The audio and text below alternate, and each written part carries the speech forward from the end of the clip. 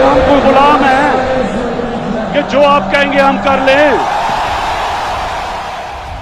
हमको अजीज है खुदारी अपनी, क्या करें आता नहीं मिन्नतें करना।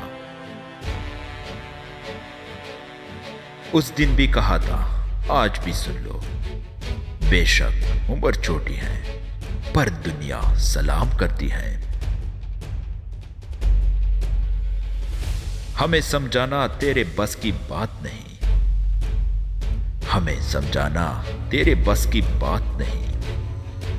सोच बुलंद कर या सोचना छोड़ दे। अपने हर लफ्ज में कहर रखते हैं हम, अपने हर लफ्ज में कहर रखते हैं हम। रहें खामोश तो फिर भी असर रखते हैं हम।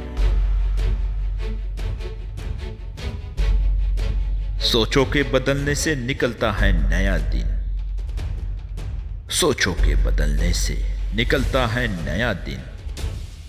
सूरज के चमकने को सवेरा नहीं कहते,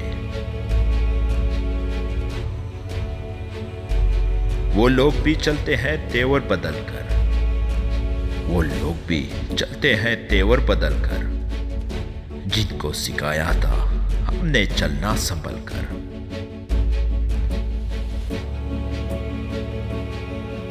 अगर आप मजबूत बनना चाहते हैं तो अकेले तने तनहा लड़ना सीखें।